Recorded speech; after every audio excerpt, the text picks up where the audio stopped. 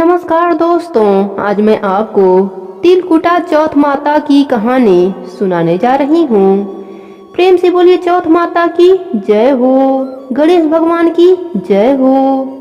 प्राचीन समय की बात है। एक गांव में एक सास बहू रहती थीं। उनका बेटा विदेश में नौकरी करने गया था। सास बहू को लाड से रखती। एक दिन सास किसी काम से गांव जाने लगी तो बहू से बोली कि बहू, चूल्हे की आंच बुझने मत देना। सास गांव चली गई। चूल्हे की आग बुझ गई। बहू डर के मारे पड़ोस में आंच लेने गई तो पड़ोसन कहानी सुन रही थी। बहू देखकर बोली कि आप क्या कर रही हो। तब औरतें बोली, हम चौथ माता की कहानी सुन रहे हैं। बहू बोली, इससे क्या होता है। औरतें बोली कि चौथ माता अन्य धन, लक्ष्मी, बेटा, पोता सब देती हैं। पति परदेश गया वापस आ जाता है, तू भी किया कर। बहू बोली, मैं कैसे करूं, मेरी सास 3 टाइम रोटी देती है। औरतें बोली कि एक टाइम का रोटी गाय के बछड़े को दे दिया कर, दूसरे टाइम की उठानी में गाड़ दिया कर, तीसरे टाइम की अपने लिए रख लिया कर और चूरमा बनाकर चांद देखकर चौथ माता को भोग लगाकर चांद को अर्घ देकर खा लिया कर। बहू बोली, ठीक है। ऐसा कहकर बहू चली गई। अगले माह में चौथ का व्रत आया तो उसने वैसा ही किया। चौथ माता ने सोचा, अगर सतयुग में परिणाम नहीं देंगे तो कलयुग में मुझे कौन मानेगा। चौथ माता सपने में पति से बोली, घर जा, तुझे सब याद करते हैं। वह एक सेठ के यहाँ मुनीम का काम करता था। वह बोला, लेने वाले लेने आएंगे, देने वाले देने, तो मैं कैसे जाऊं।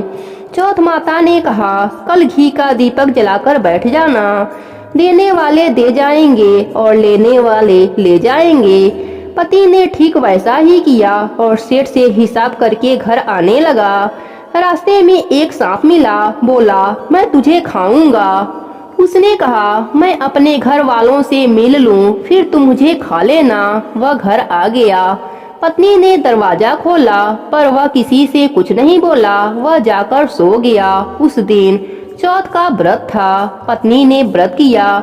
वह जौ देख रही थी। वहीं पट्टे पर चौथ, आंखें, चूरमा, दीपक सब रखा था। वह सब घर पर आ गया और उस लड़के के कमरे में चला गया। चौथ माता ने सोचा, यह सांप इसको खा जाएगा, कुछ करना चाहिए। तब दीपक ढाल बन गया, आंखों का तलवार बन गया और सांप को काट कर ढाल से ढक दिया। पति यह सब देख रहा था। सांप के मर जाने के बाद पत्नी से बोला।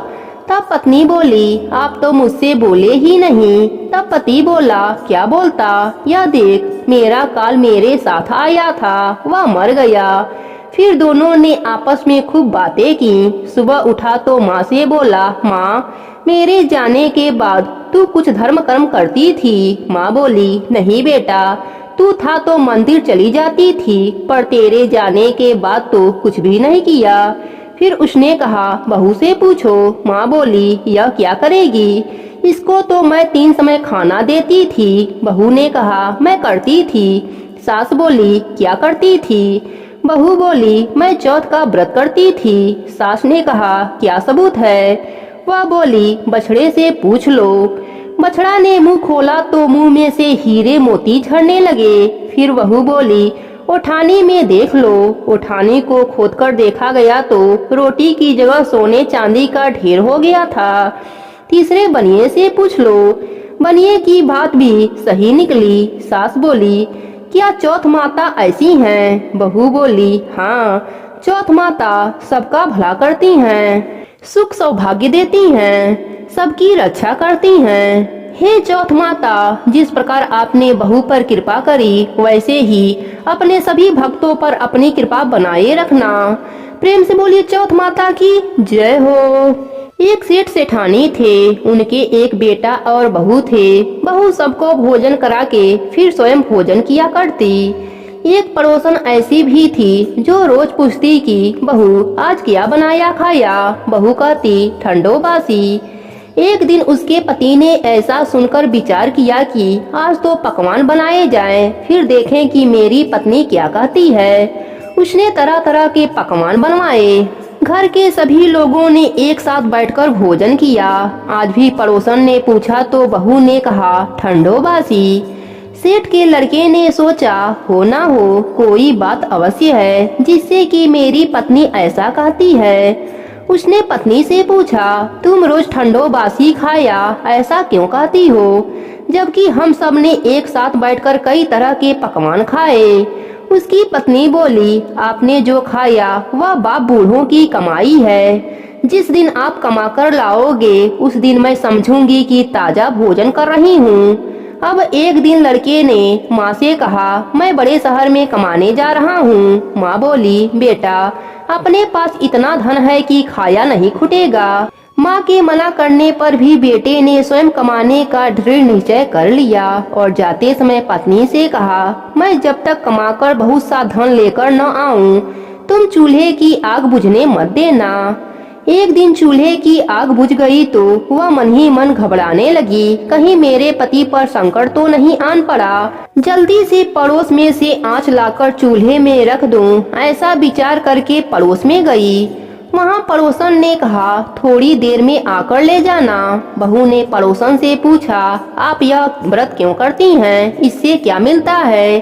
पड़ोसन ने कहा चौथ माता के इस व्रत को करने से अन्य लक्ष्मी मिले और सभी मनोकामना पूरी हो जाती हैं। अब बहू भी चौथ माता का व्रत करने लगी। दीवार पर चौथ माता बनाई।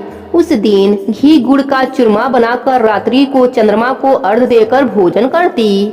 ऐसा करते करते बहुत दिन हो गए। चौथ माता ने उस बहू के पति को सपना दिया कि साहूकार का बेटा तू जागे कि सोवे, तेरी पत्नी बहुत याद कर रही है, घर जाकर उसकी चिंता मिटा।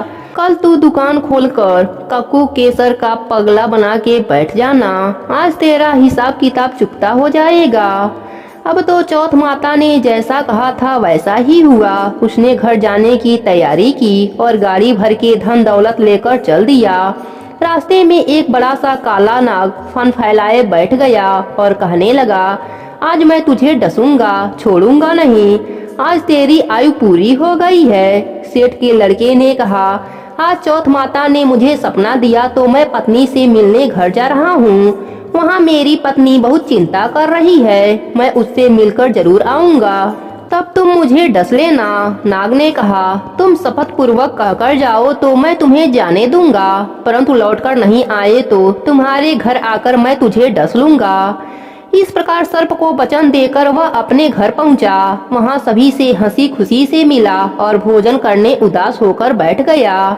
उसकी पत्नी उदास होने का कारण पूछा तो पति ने काले नाग वाली बात बताते हुए कहा यदि मैं उसके पास नहीं जाऊंगा तो वह घर आकर ही मुझे डस लेगा। पत्नी बहुत चतुर थी। उसने कहा कि आप घबराओ मत, लेट जाओ, मैं एक उपाय करती हूँ। पत्नी ने कमरे की 7 पेढ़ी धोई। पहली पेढ़ी पर रेत, दूसरी पर इत्र, तीसरा पर गुलाल फूल, चौथा पर कक्कू केसर, 5वीं सीढ़ी पर लड्डू पेड़ा, 6वीं पर गादी गलीचा और 7वीं पेढ़ी पर दूध का कटोरा भरकर रख दिया।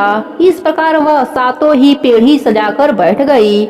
आधी रात होते ही नाग आकर पेढ़ी चढ़ने लगा। पहली पेढ़ी पर रेत में लौट गया और कहने लगा कि सेठ की बहू तो आराम तो बहुत दिया, पर बचनों से बंधा हूँ सो डसूंगा अवश्य ही। इसी प्रकार 7 पेढ़ियों पर नाग आराम करता हुआ और कहता हुआ कि डसूंगा जरूर ही कमरे में जाने वाला था कि चौथ माता ने विचार किया कि मैं इसे नहीं बचाऊंगी तो संसार में धर्म कर्म और व्रत पूजन को कौन मानेगा। अब गणेश भगवान, चंद्रमा जी और चौथ माता ने उसे बचाने का विचार बनाया। चंद्रमा जी उजाला किए, चौथ माता ढाल बनी और गणेश भगवान तलवार लेकर नाग को मार दिया और ढाल से ढक दिया। अब बहू भी थकी हारी सो गई। दिन उगा तो लोग बेटे से मिलने आए, परंतु बेटा बहू तो उठे ही नहीं थे। बहुत देर हो गई तो माँ उन्हें उठाने गई। माँ ने 7 पीढ़ियों पर जो कुछ देखा तो बहुत घबराई और बेटा बहू को आवाज लगाने लगी। बेटा बहू उठे तो देखा कि एक ढाल तलवार वहीं पड़ी है। अब ढाल उठाई तो वहीं काला नाग मरा हुआ पड़ा है। बेटा बहू ने सोचा कि आज तो धर्म कर्म ही आड़े आए। जो गणेश भगवान चौथ माता ने अपनी रक्षा की। हे चौथ माता, जैसे आपने सेठ के बेटे की रक्षा की वैसे ही अपने सभी भक्तों पर अपनी कृपा बनाए रखना। प्रेम से बोलिए चौथ माता की जय हो, गणेश भगवान की जय हो। एक नगर में एक बुढ़िया माई रहती थी। वह अपने बेटे की सलामती के लिए 12 महीनों की चौथ का व्रत करती थी। हर चौथ को पंसारी से थोड़ा सा गुड़ और घी लाकर 4 लड्डू बनाती, एक बेटे को देती, एक से पूजा करती, एक हथकार के लिए निकालती और एक चाँद उगने पर खुद खा लेती थी। एक बार उसका बेटा ताई से मिलने गया। ताई ने भादुड़ी चौथ का व्रत रखा था। ताई से पूछा, माँ तो 12 चौथ करती है। ताई बोली, तेरी माँ तेरी कमाई से तरमाल खाने के लिए 12 चौथ करती है।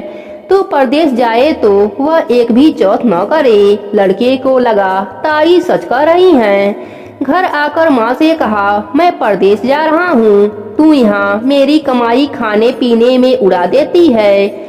माँ ने समझाकर रोकना चाहा, पर बेटा नहीं माना।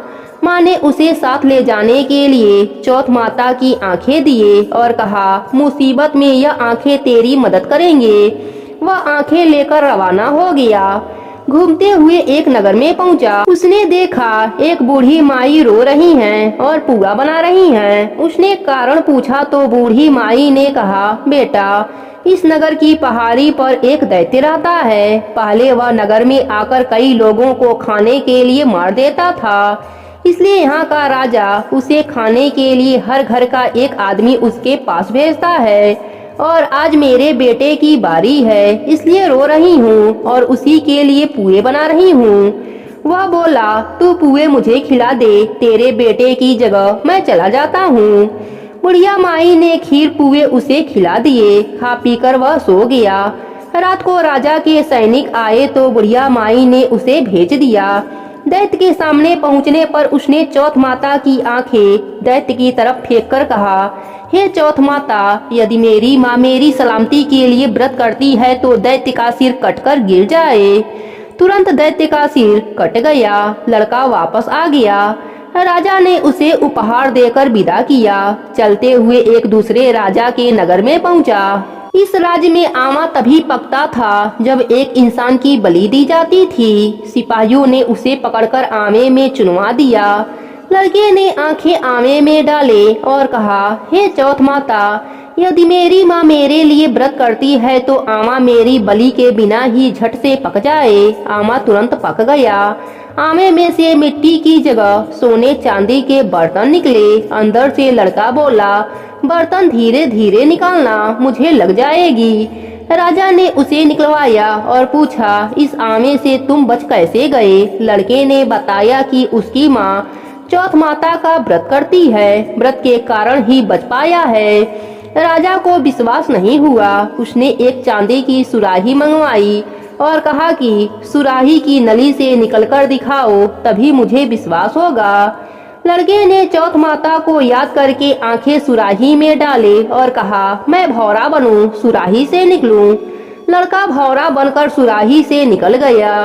राजा खुश होकर राजकुमारी की शादी उसके साथ करा दी और सभी लोगों को चौथ माता का व्रत करने को कहा। उसे माँ की याद आई। उसने राजा के पास जाकर खुद के नगर जाने की इच्छा जाहिर की। राजा ने रथ, घोड़ा, हाथी और खूब सारा दान दहेज देकर उसे विदा किया। चौथ के दिन उसने नगर पहुंचा। वह अकेला पंसारी के यहाँ माँ का इंतजार करने लगा। सोचा, चौथ का दिन है तो माँ यहाँ जरूर आएगी। थोड़ी देर बाद लकड़ी टेकती हुई माँ आती दिखी। उसकी माँ की आंखों में जाले आने के कारण दिखना कम हो गया था। लड़के ने जानबूझकर अपना पैर लकड़ी में टिका दिया। कहने लगा, बलरे पूत काटी, मेरे पैर में लगा दी।